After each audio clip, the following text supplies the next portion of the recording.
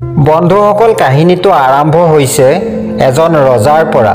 সেই ৰজাজনে ভগৱানৰ বাবে এটা সুন্দৰ মন্দিৰ সাজি তাত এজন পূজাৰীক পূজা কৰিবলৈ ৰাখিছিল। বহু বছৰ পাৰ হৈ যোৱাৰ পিছত ৰজাজন বুঢ়া হৈ আহিছিল, লগতে পূজাৰীজনো বুঢ়া হ'বলৈ ধৰিছিল। কিন্তু ৰজাৰ এটা নিয়ম আছিল, তেওঁ প্ৰতিদিনে ৰাতিপুৱা সদায় সৈনিকৰ দ্বাৰা এডাল ফুলৰ মালা মন্দিৰলৈ পঠিয়াইছিল আৰু পূজাৰীজনে সেই মালাডাল ভগৱান শ্ৰীকৃষ্ণৰ বাবে আগবঢ়াইছিল আৰু পিন্ধাই দিছিল।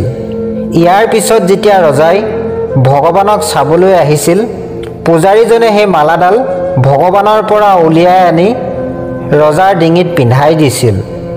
এই কামটো প্ৰায়ে সদায় কৰিছিল। কিন্তু পূজাৰী আৰু ৰজাজন দিনক দিনে বুঢ়া হৈ আহিছিল। এদিন ৰজাৰ স্বাস্থ্য বেয়া হৈছিল। সেয়েহে ৰজাই সৈনিকজনৰ ওচৰলৈ গৈ মালাডাল সৈনিকজনৰ হাতত দি ক'লে, তুমি গৈ পূজাৰীজনক ক'বা যে মোৰ গাটো ভাল নহয় আৰু মোৰ মনটোও ভাল নহয়, সেইবাবে আজি মই যাব নোৱাৰিম। গতিকে মোৰ বাবে ৰৈ নাথাকিবলৈ ক'বা। ইয়াৰ পিছত সৈনিকজনে ৰজাই দিয়া সেই মালাডাল পূজাৰীজনক দিলে আৰু গোটেই কাহিনীটো পূজাৰীজনক ক'লে। পূজাৰীজনেও শ্ৰীকৃষ্ণৰ মূৰ্তিত মালাডাল পিন্ধাই দিলে। তাৰ পিছত পূজাৰীজনে ভাবিলে যে ইমান বছৰ পাৰ হৈ গ'ল, কিন্তু ভগৱানে সদায় ৰজাই দিয়া এই মালাডাল পিন্ধি আহিছে, কিন্তু আজিলৈকে মই নিজেই কেতিয়াও এই মালাডাল পিন্ধা নাই। গতিকে হয়তো ভগৱানৰ ইচ্ছা যে ইমান বছৰৰ পাছত আজি মই ভগৱানৰ বাবে অনা মালাডাল ডিঙিত পিন্ধিবলৈ সুযোগ পাইছোঁ। কিন্তু প্ৰভুক মালাডাল সদায় পিন্ধাই দিয়াটো পৰম্পৰা আছিল। গতিকে এইবাৰ পূজাৰীজনে সেই মালাডাল ডিঙিত পিন্ধিবলৈ ধৰিলে। কিন্তু সেই সময়তে সৈনিকজনে দৌৰি আহি ক'লে যে আজি মহাৰজাৰ গাটো ভাল নহয় বুলি কৈছিল, কিন্তু এতিয়া দেখোন মহাৰাজ ঠিক মন্দিৰৰ ফালে আহি আছে। গতিকে আপুনি মালাডাল পিন্ধাবলৈ প্ৰস্তুতি আৰম্ভ কৰক। ৰজাই অনুভৱ কৰিলে যে ইমান বছৰে গঢ় লৈ উঠা পৰম্পৰাটো হয়তো আজি ভংগ হ'ব। সেইবাবে তেওঁ মন্দিৰলৈ যাবলৈ ধৰিলে। পূজাৰীজনে এই কথা শুনাৰ লগে লগে ডিঙিৰ পৰা মালাডাল খুলি ভগৱানক পিন্ধাই দিলে। কথাষাৰ শুনাত পূজাৰীজনে ভুল কৰিলে নেকি বুজিব পৰা নাছিল। পূজাৰীজনে অনুভৱ কৰিলে যে ৰজাই এই কথা গম পালে মোক শাস্তি দিব। যেতিয়া ৰজা আহি পালেহি, প্ৰতিদিনৰ দৰে পূজাৰীজনে ভগৱানৰ ডিঙিৰ পৰা মালাডাল খুলি আনি ৰজাৰ ডিঙিত পিন্ধাই দিলে। কিন্তু ৰজাৰ চকু মালাডালৰ ওপৰত পৰিল আৰু মালাডালত বগা চুলি এডাল দেখা পালে। ৰজাই বুজি পালে যে এই বগা চুলিডাল নিশ্চয় পূজাৰীজনৰ। ৰজাই পূজাৰীজনক সুধিলে, আপুনি এই মালাডাল পিন্ধিছিল নেকি? মালাডালত এই বগা চুলিডাল ক'ৰ পৰা আহিল? গতিকে পূজাৰীজনে ভয় খাই ক'লে, এই বগা চুলিডাল ভগৱান শ্ৰীকৃষ্ণৰ। ৰজাৰ খং উঠিল যে এফালে পূজাৰীজনে তেওঁক প্ৰতাৰণা কৰিছে আৰু মিছা কথা কৈছে। ৰজাই অলপ খং কৰি সুধিলে, শ্ৰীকৃষ্ণৰ চুলি কেতিয়াৰ পৰা বগা হৈ পৰিল? ৰজাই ক'লে, ঠিক আছে, কাইলৈ অন্ধকাৰ সময়ত আহিম, তেতিয়া চাম শ্ৰীকৃষ্ণৰ চুলি বগা হৈছেনে নাই। আৰু মনত ৰাখিব, আপুনি যদি আপোনাৰ চুলিবোৰ আগৰ দৰে বগা হৈ নাথাকে আৰু ক'লা হৈ পৰে, তেন্তে কাইলৈ এই প্ৰতাৰণাৰ বাবে আপোনাক মৃত্যুদণ্ড দিয়া হ'ব। আৰু ৰজা খঙত ক্ষোভিত হৈ গুচি গ'ল। কিন্তু পূজাৰীজনে তেওঁৰ মৃত্যু দেখিবলৈ আৰম্ভ কৰিছিল।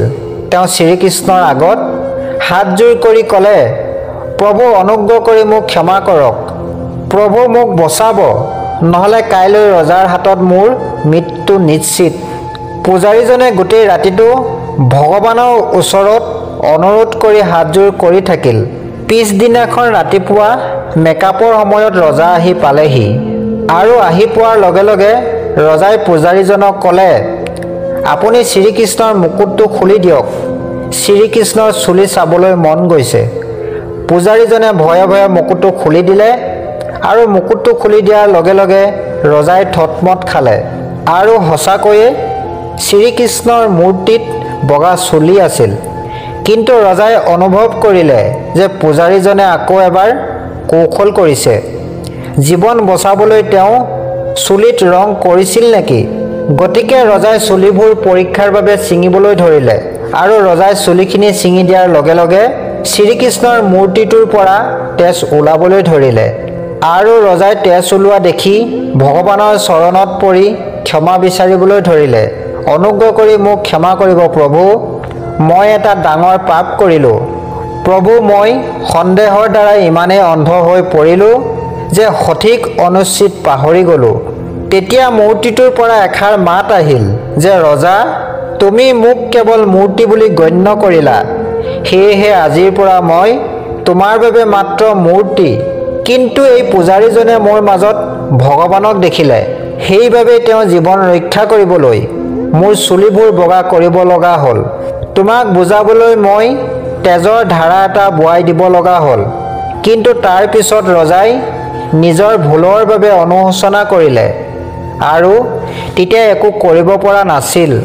সেইবাবেই কোৱা হয়, যদি আপুনি বিশ্বাস কৰে তেন্তে এটা শিলত হ'লেও ঈশ্বৰ থাকে, নহ'লে আপোনাৰ সন্মুখত ঈশ্বৰ থাকিলেও আপুনি তেওঁৰ সত্য বিচাৰিব। যদি আপুনি সঁচাকৈয়ে ঈশ্বৰক চাব বিচাৰে তেন্তে আপুনি কেৱল অনুভৱ কৰা উচিত। কোনো চৰ্ত নোহোৱাকৈ ভগৱানৰ ওপৰত বিশ্বাস ৰাখক আৰু নিজৰ কাম অবিৰতভাৱে কৰি যাওক। ঈশ্বৰে আপোনাক নিশ্চয় পুৰস্কৃত কৰিব। গতিকে আশা কৰোঁ এই কাহিনীটো আপোনালোকৰ ভাল লাগিল। কিন্তু ৰজাই যি কৰিলে সেয়া আপুনি সঠিক বুলি ভাবিছেনে? ৰজা হিচাপে তেওঁৰ সত্য চিনাক্তকৰণৰ আন কোনো উপায় আছিল নেকি? যদি তেনে কোনো উপায় আছিল তেন্তে কমেণ্ট কৰি জনাবলৈ নাপাহৰিব।